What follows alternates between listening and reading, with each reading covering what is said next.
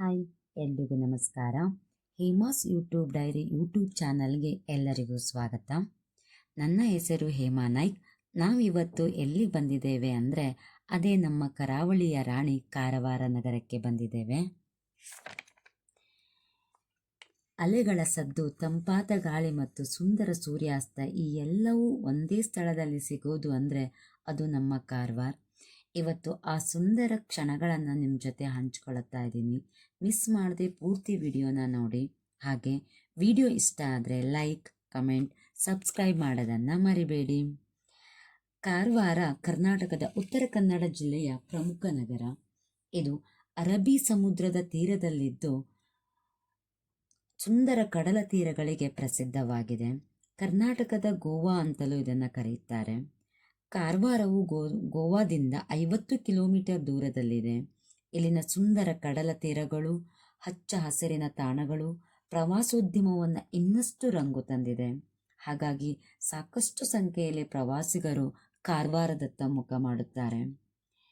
ಇಲ್ಲಿ ಸಾಕಷ್ಟು ಜನಾಕರ್ಷಣೀಯ ತಾಣಗಳು ಕೂಡ ಇವೆ. ಇಲ್ಲಿನ ಕಡಲ ತೀರದ ಸೌಂದರ್ಯಕ್ಕೆ ರವೀಂದ್ರನಾಥ್ ಟ್ಯಾಗೋರ್ ಕೂಡ ಮನಸೋತಿದ್ದರು.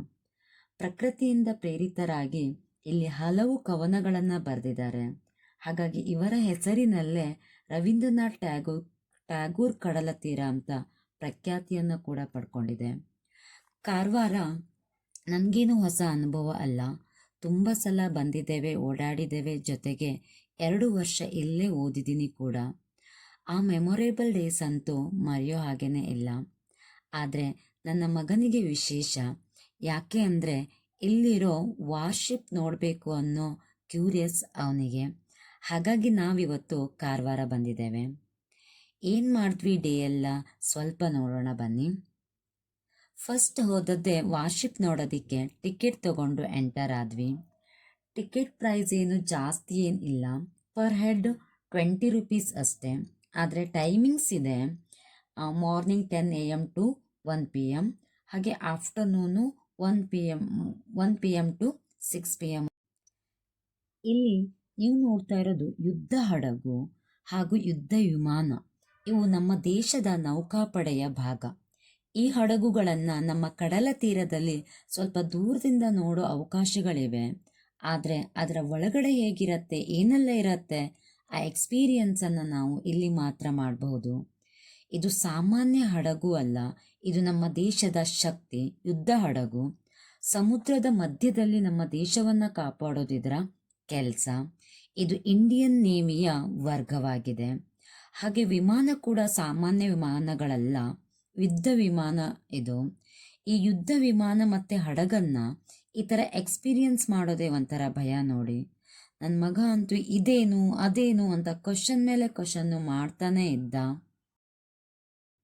ನನಗೆ ಗೊತ್ತಿರೋ ಸಣ್ಣ ಪುಟ್ಟದನ್ನು ನಾನು ಹೇಳಿದೆ, ಆದರೆ ಪ್ರಾಪರಾಗಿ ನನಗೂ ಗೊತ್ತಿಲ್ಲ ಏನೇನಿವೆಲ್ಲ ಅಂತ. ಹಾಗಾಗಿ ಪ್ರಾಪರಾಗಿ ಯಾರು ಗೈಡ್ ಮಾಡೋರಿದ್ರೆ ಚೆನ್ನಾಗಿರ್ತಿತ್ತು ಅನಿಸ್ತು. ಇನ್ನೊಂದು ಕಡೆ ಭಯ, ಎಲ್ಲಿ ಸ್ಟಾರ್ಟ್ ಆಗಿ ಹೊರಟ್ಬಿಡತ್ತೋ ಏನು ಅಂತ. ಕೊನೆಗೂ ಹಾಗೋ ಹೀಗೋ ನೋಡ್ತಾ ನೋಡ್ತಾ ಟಾಪ್ ಹೊರಗೆ ಬಂದ್ವಿ. ಪಕ್ಕದಲ್ಲೇ ಬೀಚ್ ಇರೋದ್ರಿಂದ ಬೀಚ್ ವ್ಯೂ ಅಂತೂ ಮಸ್ತಾಗಿದೆ. ಟಾಪಲ್ಲಿ ನಿಂತ್ಕೊಂಡು ಸುಂದರ ಆಗಿರೋ ಗಾಳಿ ಸವಿಯುತ್ತಾ ಸಮುದ್ರ ವೀಕ್ಷಣೆ ಮಾಡೋದೇ ಒಂದು ಚಂದ. ಆದರೆ ಈವ್ನಿಂಗ್ ಟೈಮ್ ಆದರೆ ಇನ್ನೂ ಚೆನ್ನಾಗಿರ್ತಿತ್ತು. ಈ ಹೆವಿ ಬಿಸಿಲಿನ ತಾಪಕ್ಕೆ ಪಕ್ಕದಲ್ಲೇ ಬೀಚ್ ಕಾಣ್ತಾ ಇರೋದ್ರಿಂದ ಬೀಚ್ ನಮ್ಮನ್ನು ಇನ್ವೈಟ್ ಮಾಡ್ತಾನೆ ಇತ್ತು. ಇನ್ವೈಟ್ ಮಾಡಿದ ಮೇಲೆ ಹೋಗದೆ ಇರೋಕ್ಕಾಗತ್ತಾ? ಬೀಚ್ ಜೊತೆ ಫ್ರೆಂಡ್ಶಿಪ್ ಮಾಡಿಕೊಂಡು ಸ್ವಲ್ಪ ಆಟ ಆಡಿ ಮಸ್ತಿ ಮಾಡಿಕೊಂಡು ಊಟ ಮಾಡೋಣ ಅಂತ ಶ್ವೇತಾ ಲಂಚೋಮ್ ಕಡೆ ವಿಸಿಟ್ ಮಾಡಿದ್ವಿ. ನಮ್ಮ ಕಾಲೇಜ್ ಟೈಮಲ್ಲಿ ಎಷ್ಟು ಸಲ ಅಲ್ಲಿ ಹೋಗಿದ್ದೀವೋ ನಮಗೆ ಗೊತ್ತಿಲ್ಲ. ಆದರೆ ಅದೇ ಟೇಸ್ಟ್ ಇನ್ನೂ ಮೇಂಟೈನ್ ಮಾಡಿದಾರಲ್ಲ, ಅದಂತೂ ಗ್ರೇಟ್. ನಿಜವಾಗ್ಲೂ ಊಟ ಅಂತೂ ಸೂಪರ್ ಆಗಿತ್ತು.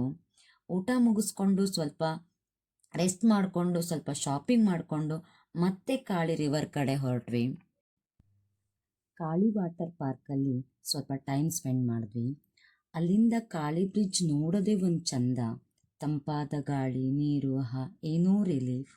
ಹಾಗೆ ಇಲ್ಲಿ ಸ್ವಲ್ಪ ಸಮಯ ವ್ಯೂ ಮಾಡಿಕೊಂಡು ಮತ್ತೆ ಹೋದದ್ದು ರವೀಂದ್ರನಾಥ್ ಟ್ಯಾಗೋರ್ ಬೀಚ್ ಕಡೆ. ಮನಸೋ ಇಚ್ಛೆ ಬೀಚಲ್ಲಿ ಮಗನ ಜೊತೆ ಆಟ ಆಡಿದ್ದು. ಕಂಪ್ಲೀಟ್ ಡೇ ಎಂಜಾಯ್ ಮಾಡಿಕೊಂಡು ಊರ ಕಡೆ ಮುಖ ಮಾಡಿದ್ವಿ. ಹಾಗೆ ಕಾರವಾರದಲ್ಲಿ ತುಂಬ ವಿಸಿಟಿಂಗ್ ಪ್ಲೇಸಸ್ ಇದ್ದಾವೆ.